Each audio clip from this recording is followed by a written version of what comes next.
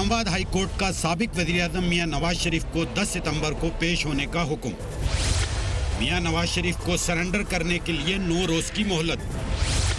मरियम नवाज की तहरीक इंसाफ हुकूमत पर कड़ी तनकीद। क्या मियां नवाज शरीफ 10 सितंबर को अदालत में पेश होंगे? पूछेंगे रहनुमा तहरीक इंसाफ अंदलीब अब्बास से, रहनुमा मुस्लिम लीग नून अताउल्लाह तारड़ से और माहिर कानून आरिफ चौधरी से।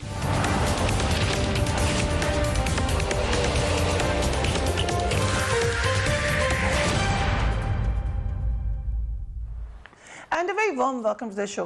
मियां नवाज शरीफ के इलाज और पाकिस्तान वापसी का मामला गुज़श्ता कई रोज से हुकूमत और मुस्लिम लीग नून के दरमियान सियासी महाजराई का बाइस बना हुआ था, मगर आज अदालत ने इस मामले पर कानूनी फैसला सुना दिया है और मियां नवाज शरीफ को 10 सितंबर को अदालत में पेश होने का हुक्म दे दिया है। इससे मुस्लिम लीग नून का ये मौक़िफ़ जो उन्होंने अपनाया हुआ था इस पर उसको धचका लगा है। मियां नवाज शरीफ के पास अब सिर्फ 9 रोज़ की मोहलत बाकी है। अगर हम आज से गिनना शुरू करें, इस अरसे के अंदर उन्हें पाकिस्तान वापस आकर अदालत के सामने सरेंडर करना होगा। एवनफील्ड और अल अजीज़िया केस में मियां नवाज शरीफ और मरियम नवाज की अपीलों पर आज इस्लामाबाद हाई कोर्ट में समाअत का आगाज़ हुआ। अदालत ने इस केस में मरियम नवाज और कैप्टन सफदर की अपीलों का मामला अलहदा कर दिया है। This is also very interesting क्योंकि उनकी जो मामलात हैं उनको अदालत अब अलग देखेगी। इनकी समाअत अब 23 सितंबर को होगी। आज दलाइल के दौरान इस्लामाबाद हाई कोर्ट ने मियां नवाज शरीफ के वकील ख्वाजा हारिस के मौक़िफ़ को रद्द कर दिया। अदालत ने मियां नवाज शरीफ के वकील से सवाल किया कि क्या ज़मानत ख़त्म होने के बाद नवाज शरीफ को अदालत के सामने सरेंडर नहीं करना चाहिए था। सवाल उनसे पूछा गया। जवाब में नवाज शरीफ के वकील ख्वाजा हारिस ने यह कहा कि नवाज शरीफ इलाज के लिए बैरून मुल्क गए हैं और वापस ना आने की वजूहात दरख्वास्त में ही दर्ज हैं। ख्वाजा हारिस ने यह मौक़िफ़ इख्तियार किया कि इवन फील्ड रेफरेंस में नवाज शरीफ की मेरिट पर ज़मानत मंजूर हुई और इस वक्त उनका इलाज जारी है। जब इलाज मुकम्मल होगा तो वो वापस आ जाएंगे। जस्टिस आमिर फारूक ने कहा कि नवाज शरीफ की ज़मानत मशरूत और एक मखसूस वक्त के लिए थी। जस्टिस मोहसिन अख्तर कियानी ने ख्वाजा हारिस को मुखातिब करते हुए कहा कि ये जिम्मेदारी आपकी है, आप बताएं कि नवाज शरीफ क्यों मफरूर हैं, नवाज शरीफ का इलाज हो रहा है या नहीं हो रहा, रिकॉर्ड पर ऐसी कोई दस्तावीज़ नहीं, क्वेश्चन मार्क। उन्हें अपील की समाअत के लिए अदालत में पेश होना पड़ेगा। अगर नवाज शरीफ मफरूर हैं तो उन्हें अलग से 3 साल की सज़ा हो सकती है।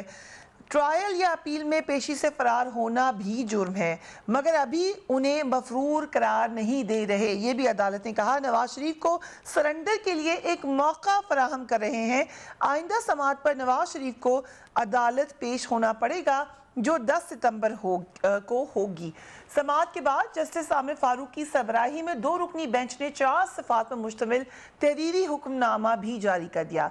इस हुक्मनामे में इस्लामाबाद हाई कोर्ट ने तहरीर किया है कि अल अजीज़िया रेफरेंस में नवाज शरीफ की ज़मानत गैर मुअस्सर हो चुकी है।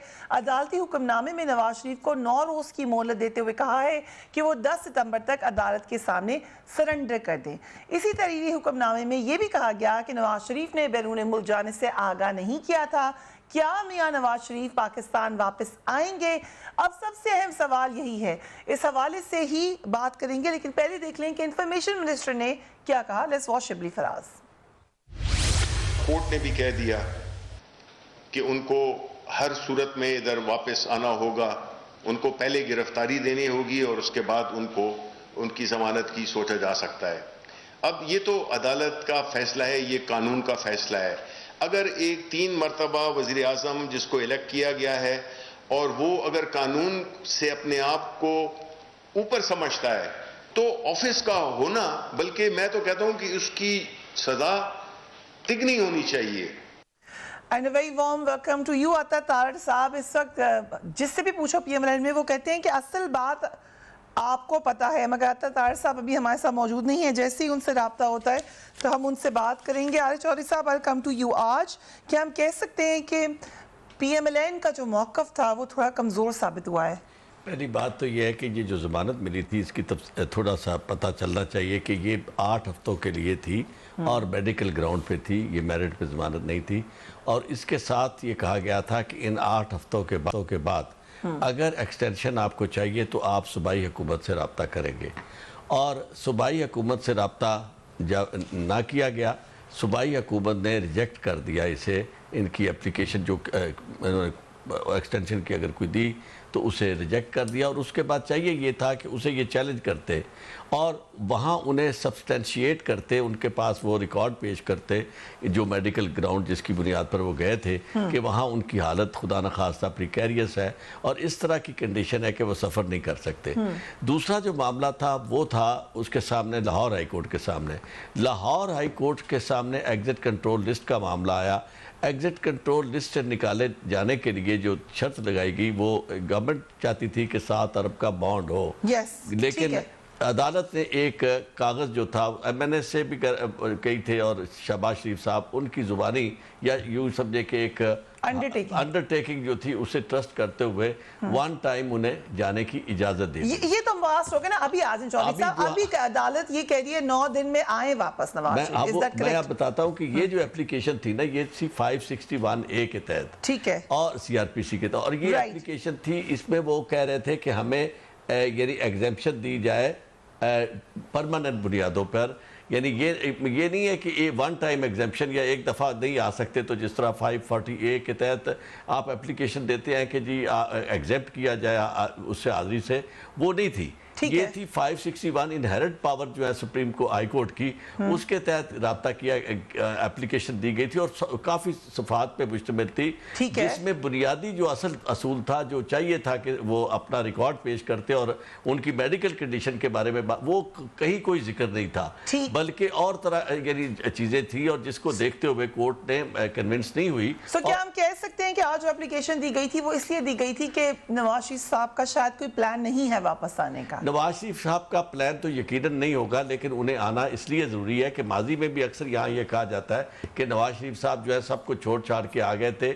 उसकी बुनियादी वजह ये थी कि नवाज शरीफ साहब का जो केस था उसमें अपील उन्होंने 10 दिन के अंदर फाइल करनी थी। अगर वो ना आते तो वो अपील जो थी वो अपनी आदमी, और इसी तरह अब भी उन्हें आना अभी अदालती हुक्मनामे के मुताबिक उनको आना पड़ेगा। अंदलीब अब्बास साहबा, इस्लामाबाद हाई कोर्ट ने नवाज शरीफ को पेश होने के लिए 9 रोज की मोहलत दी है और 10 सितंबर को पेश होने का हुक्म दिया है।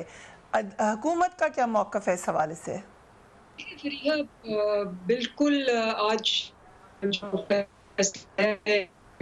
फैसला इनकी हकीकत को बिल्कुल चाक कर देता है। हम भी यही कह रहे थे और शुरू से ये कह रहे थे कि ये अदालती फैसला था कि उन्होंने 8 हफ्ते के लिए जाना है। ये नहीं कहा गया था कि अगर वो बीमार हैं और उनको बीमारी के लिए अनलिमिटेड टाइम 2 साल 8 साल जितने मर्जी, जब तक वो ठीक ना हो जाए और वो बिल्कुल मुतमईन ना हो जाए कि मैं चल भी सकता हूँ, मैं खा भी सकता हूँ, मैं बिल्कुल फिट हूँ, तो वो तब आए। तो मेरा ख्याल है कि आज के फैसले में इनके 3-4 झूठ जो है वो वाजिया हो गए। इन्होंने PMLN ने इतने प्रोग्राम में आके, आपके प्रोग्रामों में आके सब ने ये कहा जी हम अपनी रिपोर्टें जो हैं डॉक्टर नान जो है वो भेजी जा रहे हैं और हमने हमारे अपने सफारती जो लोग हैं भी उनको भी पेश की है। तो आपको क्या कि अदालत ने कहा कि जी कोई इनकी रिपोर्ट नहीं आई। तो ये झूठ पे झूठ बोल रहे थे कि इनकी रिपोर्टें आ रही हैं, जिसमें अदालत को उन्होंने बाखबर रखा हुआ है। बिकॉज अदालत ने ये कहा था कि जी आप अपनी रिपोर्ट जमा कराएं। हम इनको कह रहे थे कि आप अपनी प्लेटलेट्स का क्यों रिपोर्ट लेते? भाई प्रॉब्लम प्लेटलेट्स का था। आप अब अगर कोई इधर उधर की रिपोर्ट की जी ये ब्लड प्रेशर और शुगर और ये वो, जब असल प्रॉब्लम प्लेटलेट्स का है तो आप प्लेटलेट्स क्यों नहीं बता रहे कि प्लेटलेट्स की रिपोर्ट किधर है? तो क्या छुपा रहे हैं आप? आज अदालत ने भी कह दिया। दूसरी बात जो बड़ी वाजिया थी वो ये थी, जो मरियम ने भी आज कहा कि नहीं जी वो तो उनकी वो जब ठीक हो जाएंगे, हमने तो गारंटी इसलिए दी है कि वो ठीक होके वापस आए। पहले उनकी एक बीमारी होगी, फिर उनकी दूसरी बीमारी ठीक होगी, फिर तीसरी बीमारी ठीक होगी, फिर चौथी बीमारी ठीक होगी। साइमल्टेनियसली सारी बीमारियां नहीं ठीक हो सकती। अल्लाह माफी दे, वो ये क्यों कह रही है? ये मरियम नवाज का पुराना बयान है, ये जिसका आप जिक्र करिए, उन्होंने 10 मंथ्स पहले कहा था। ये उनका पुराना बयान है कि जब वो बिल्कुल सेहत नहीं हो सकते वो नहीं आ सकते। ठीक है, ठीक है। ये तो एज अ डॉटर वो अपना दे रही हैं जो स्टेटमेंट है, लेकिन अभी अदालती हुक्म के बाद बाइंडिंग है कि नवाज शरीफ साहब को वापस आना पड़ेगा। सो ये टफ सिचुएशन है फॉर PMLN। हम बात करेंगे अता तारड़ साहब से राइट आफ्टर ब्रेक।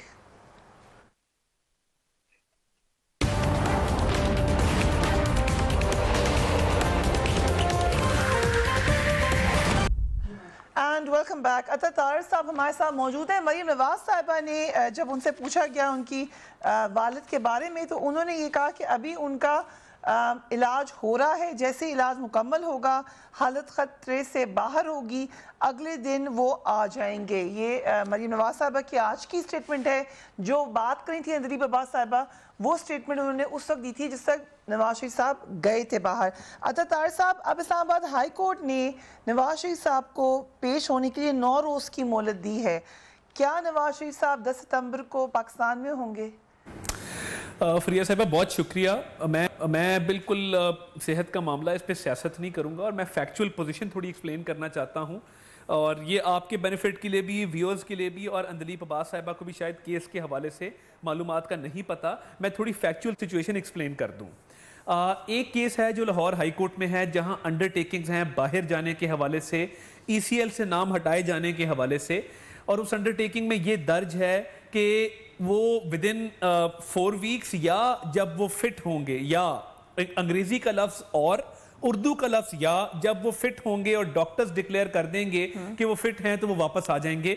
ये 2 अंडरटेकिंग्स लाहौर हाई कोर्ट के ECL के और बाहर जाने के केस में और उसमें आगे ये भी ऐड है कि इस ऐसी सूरत में एम्बेसी का एक नॉमिनेटेड शख्सियत जाकर उनको देख भी सकती है और उनकी रिपोर्ट्स को वेरीफाई भी कर सकती है। जो आज तक जो आज तक उसी अंडरटेकिंग में लिखा है जी, ये उसी अंडरटेकिंग में दर्ज है। It is part of the court order, मगर आज तक ये जहमत नहीं की गई। यही हमारा केस है कि यानी बगैर वेरीफाई किए, बगैर किसी को भिजवाए, बगैर तिब्बी मुआयना किए, यक तरफा तौर पे यूनिलैटरली और एक पॉलिटिकली विक्टिमाइज करते हुए पंजाब हुकूमत ने उनकी बेल कैंसिल की। अब ये है एक एस्पेक्ट। जो मेडिकल रिपोर्ट्स कहा जा रहा है हम जमा नहीं करा रहे और झूठ का लफ्ज इस्तेमाल किया गया, मेडिकल रिपोर्ट्स बाकायदगी से मैं खुद जमा कराता हूं जी। आखिरी रिपोर्ट 28 जुलाई 2020 को जमा कराई गई लाहौर हाई कोर्ट रजिस्ट्री में। अगली रिपोर्ट 26 अगस्त, हर महीने हम जमा कराते हैं, 26 अगस्त 2020 की रिपोर्ट नोटराइज होके कॉपी आज भी कोर्ट में मेरे पास अवेलेबल थी, बट वो अभी हाई कमीशन से अटेस्टेड नहीं थी, इसलिए उसको आज वाले कोर्ट के सामने ऑन रिकॉर्ड नहीं रखा गया। आज का जो कोर्ट प्रोसीडिंग्स थी, ये अपील पहली दफा टेकअप हुई, यानी रेगुलर इसकी हियरिंग मेरिट्स के ऊपर। ये पहली दफा इस कोर्ट की रिक्वायरमेंट नहीं थी कि यहां पे मेडिकल रिपोर्ट जो है वो जमा कराई जाए। एक बात बिल्कुल बजाय है कि जो पंजाब गवर्नमेंट की तरफ से बेल कैंसिलेशन हुई या बेल की एक्सटेंशन में रिफ्यूजल हुआ, हम समझते हैं ज्यादती है, हम समझते हैं फैक्ट्स को नहीं देखा गया, हम समझते हैं यूनिलैटरली किया गया, हम समझते हैं कि हुकूमत नतीजा की निकला है जो आज हुआ है।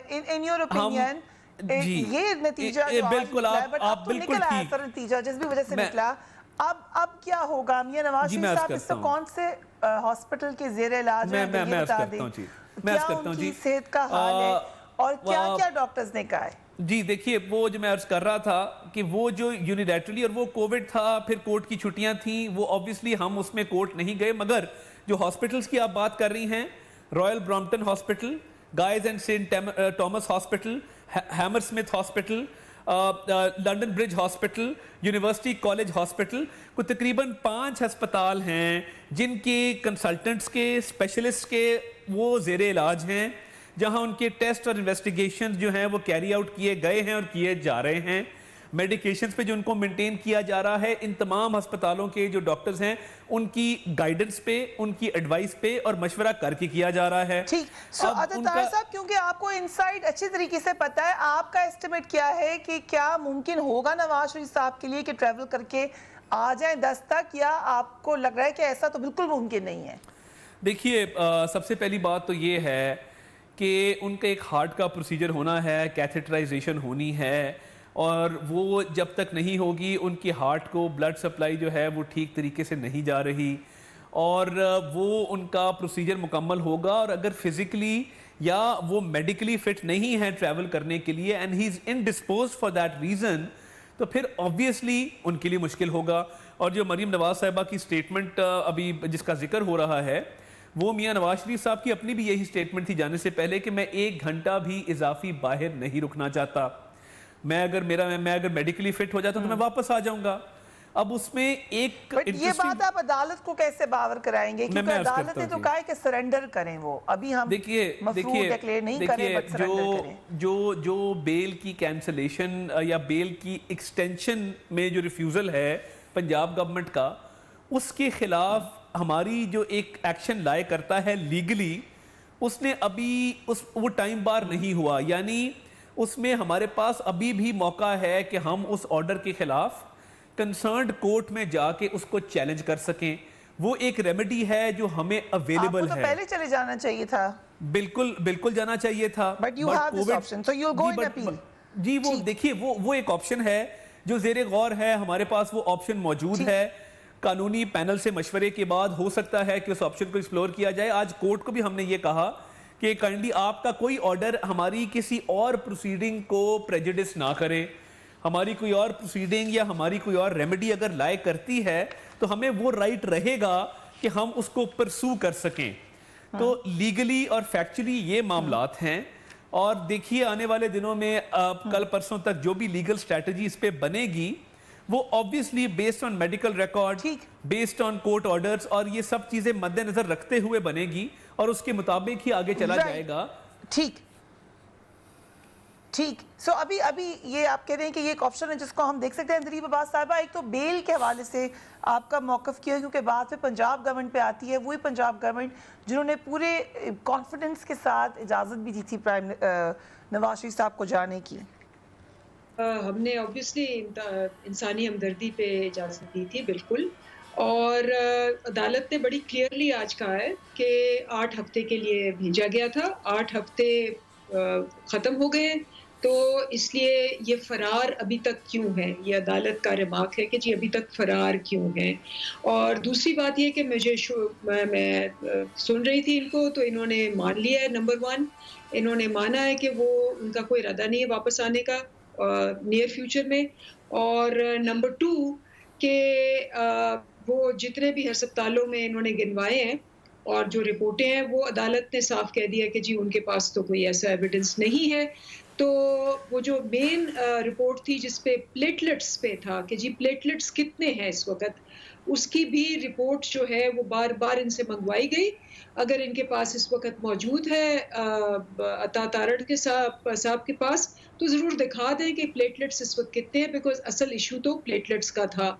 बाकी तो बीमारियां उनकी एक पहले से भी थी और वो होंगी, बट असल इशू प्लेटलेट्स का था। ये है रिपोर्ट आपके पास है तारड़ साहब, क्योंकि सारी रिपोर्ट्स आपके पास हैं? नहीं देखिए,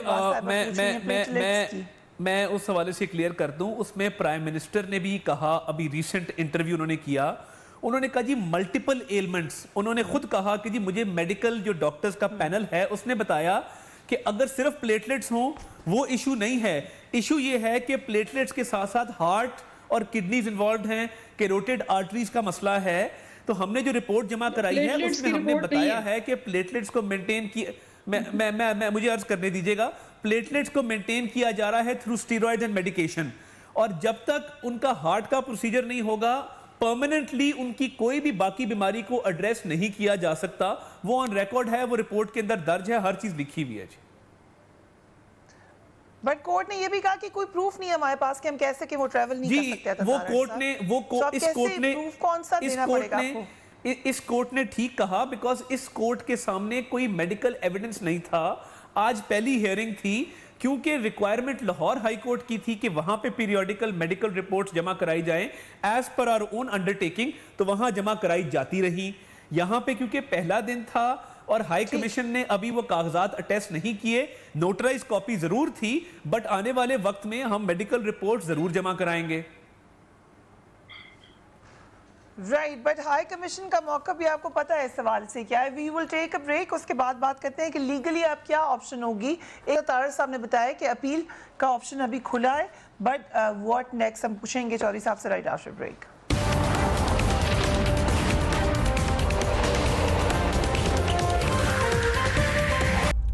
एंड वेलकम बैक। वक्फे पे जाने से पहले जो इसके अंदर ऑप्शंस है उसका जिक्र किया था तार साहब ने, बट अगर कानूनी तौर पर देखें तो क्या ऑप्शंस हैं अभी चौधरी साहब, नवाज शरीफ साहब? पहली बात तो यह है कि जो दोनों अदालतों के मामला बिल्कुल डिफरेंट हैं। एक जगह एग्जिट कंट्रोल लिस्ट से निकलने की वाली बात थी, वहाँ उन्होंने जो भी अंडरटेकिंग दी वो उससे कहीं ज़्यादा इम्पॉर्टेंट और रेलेवेंट जो है वो है इस्लामाबाद हाई कोर्ट, जिसके सामने उनका केस चल रहा है अपील का। क्योंकि अपील जो होती है वो ट्रायल की कंटिन्यूएशन होती है और इस कस्टडी जो है वो रेगुलेट करती है मुल्ज़म की या इनके केस में कॉन्विक्ट की अदालत। अदालत ने उन्हें उस हवाले से 8 हफ्तों की बेल दी थी इस्लामाबाद हाई कोर्ट ने इलाज के लिए मेडिकल रीजंस पे। 8 हफ्तों की बेल जो थी वो ख़त्म हो गया टाइम, उसमें से 4 हफ्ते जो थे वो एग्जिट कंट्रोल लिस्ट वाला मामला था, उन्होंने 4 हफ्तों के लिए जाने की इजाज़त दी थी इलाज के लिए। अब उन्हें जो पेश होना है वो उस अदालत के सामने पेश होना है जहां उनकी अपील पेंडिंग है। अगर वो अपील वाली अदालत में नहीं आते और अदालत उन्हें मफरूर डिक्लेयर कर देती है तो उसमें एक तो उन्हें अलहदा सज़ा 3 साल होगी उसकी यानी बेल को जंप करने की, और दूसरा जो है उनकी अपनी जो अपील है वो गैर मौसर हो जाएगी और सज़ा उनके खिलाफ कायम रहेगी। राइट, सो अगर मुझे इजाजत है, मरियम नवाज साहब ने सजाओं के हवाले से एक स्टेटमेंट दिया है, लेट्स वॉच दैट। मैं तो कभी सरकारी अफसर नहीं रही, मैं कभी सरकारी नहीं रही। अगर नवाज शरीफ पेश हो सकता है, कानून के आगे सर झुका सकता है, जेलें भुगत सकता है, झूठी सजाएं भुगत सकता है। अरशद मलिक केस आपने देखा, सारी दुनिया ने देखा कि किस तरह नवाज शरीफ को सजा सकती है। उसकी बेटी अगर कोई सरकारी ओहदा ना रखते हुए 2 दफ़ा, एक दफ़ा 6 महीने, एक दफ़ा 5 महीने कैद भुगत सकती है, डेथ सेल में रह सकती है, मौत के मुंह में पहुंच जाता है जेल के अंदर, फिर भी वो कानून के आगे सरेंडर करता है। बार बार जिक्र होता है अंजीब अब्बास साहिबा जज अरशद मलिक का, मरियम नवाज भी कहती हैं, PMLN भी। क्या ये हो सकता है कि आगे कोई तरीक़ाकार हो कि PMLN ये समझती हो कि इन सज़ाओं में कमी हो सकती है या वापस भी हो सकती हैं? अंजीब अब्बास साहिबा, देखिए उनका तो है कि वो लीगली इसको परस्यू करे और इन सज़ाओं को माफ़ करवाएं, कम करवाएं, ये तो उनकी लीगल राइट है और वो कोशिश भी करते हैं। लेकिन जो उनकी लीगैलिटी, अब तो ये वही जजेस है ना, ये जज अगर उनके हक में फ़ैसला देते हैं तो जी क्या निज़ाम है। अभी भी हम इन जजेस के हर हुक्म की तामील करते हैं और जो जज उनके ख़िलाफ़ जाता है उस पर हमले भी करते हैं। वो मुझे क्यों निकाला पे 4 दिन कहते हैं, 5 बुतों को उठा के बाहर फेंक दो। तो इनकी वो जो हिस्ट्री है जिसमें वो जस्टिस कयूम जब वो मान जाते हैं तो वो बड़े अच्छे होते हैं और जब वो नहीं मानते तो वो ख़राब हो जाते हैं। तो मरियम नवाज का क्या कहना, वो तो आपको पता है 10 साल से ये कह रही है कि मेरी तो लंदन क्या पाकिस्तान में कोई प्रॉपर्टी नहीं है और अब प्रॉपर्टीज़ का उबाल निकल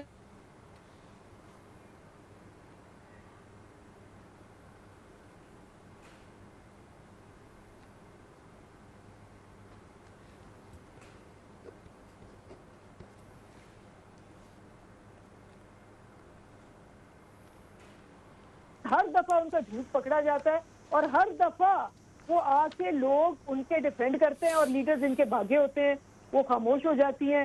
शहबाज शरीफ जो है बंकर में घुस जाते हैं और नवाज शरीफ बाहर भाग जाते हैं। Okay, let me come to Attar साहब। अतार साहब, ये जो मरियम नवाज ने स्टेटमेंट दी है, क्या आप लोग इस ऑप्शन को गेज कर रहे हैं? मैं अभी ये बात चौधरी साहब से ही पूछूंगी कि क्या लीगली आप इसको परस्यू कर सकते हैं, चाहे जज अरशद मलिक का मामला हो या कोई और मामला हो जिसमें आपको लगता है कि आपकी सज़ा को क्वेश्चन किया जा सकता है लीगली? देखिए, एक तो सियासी तौर पर कर रहे हैं आप, एक तो अंदलीप अब्बास साहिबा ने जो एक लंबी चौड़ी तमहीद बांधी, जिस शख्स ने 400 कनाल का महल अपनी बीवी से गिफ्ट लिया हो जनरल पावर ऑफ अटर्नी पे और कभी कहा हो ये फ्लैट्स की कमाई है, फ्लैट्स बेचे थे, कभी कहा हो ससुरालियों की तरफ से ये गिफ्ट आया है और उस पर कुछ 10 दफ़ा बयानात तब्दील किए हों, उनके मुंह से ये बातें अच्छी नहीं लगती। तो जो एवनफील्ड रेफरेंस के अंदर मरियम साहिबा का रोल असाइन किया गया उनकी प्रॉपर्टीज़ के हवाले से, वो क्लियर है और उसमें कुछ स्टांस में तब्दीली तो नहीं है।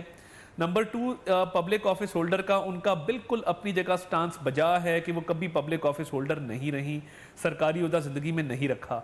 अब जो आपका सवाल है, देखिए उसमें जज अरशद मलिक वाले केस के हवाले से हमें बहुत मुश्किलात का सामना था कि जो ब्रिटेन में हमारी पाकिस्तानी हाई कमीशन है वो फोरेंसिक रिपोर्ट को अटेस्ट नहीं कर रही थी। वो अब जाके उन्होंने उसकी अटेस्टेशन की है, मगर आज सुबह भी जो फॉरेन ऑफिस इधर इस्लामाबाद में अपडेट ली, उस अटेस्टेशन की इंटीमेशन यहाँ तक अभी इलेक्ट्रॉनिकली कन्वे नहीं हुई। हमारे केस के अंदर आज नैब के प्रोसिक्यूटर जहांजेब भरवाना साहब ने यह कहा कि जी इस केस में 2 और एप्लीकेशंस पेंडिंग हैं, और वो एप्लीकेशंस हैं ऑडियो कम वीडियो टेप की, और उसके हवाले से भी जो प्रोसीडिंग्स हैं वो चलनी हैं। वो एक कनेक्टेड मैटर है, और 2 एप्लीकेशंस इस मेन अपील के साथ अल अजीजिया में फिक्स्ड हैं। तो ये स्टैंड अलोन मैटर नहीं है, वो मैटर इसके साथ टेकअप होगा क्योंकि कोर्ट ने उसको एडमिट कर लिया है हियरिंग के लिए। और अगर आपको याद हो तो आज से चंद माह पहले कोर्ट ने ही ऑर्डर किया था कि जी इन सर्कमस्टांसेस को और इस ऑडियो कम वीडियो टेप को वेरीफाई करवाया जाए, और फॉरेन ऑफिस को ये हिदायत जारी की थी, वो ऑर्डर भी मेरे पास मौजूद है कि आप इसको अटेस्ट करें और इसको वेरीफाई करें। तो वो ऑब्वियसली कनेक्टेड मैटर है और वो स्टैंड अलोन नहीं है। वो मामला जब भी टेकअप होगा वो इसके साथ होगा। हो सकता है कि अगली डेट ऑफ हियरिंग पे वो मामला एक कनेक्टेड मैटर के तौर पे इसके साथ टेकअप हो जाए। ओके, बड़ी आपने अहम खबर दी है, एंड चौधरी साहब इस पे आपका ओपिनियन लेंगे राइट आफ्टर ब्रेक।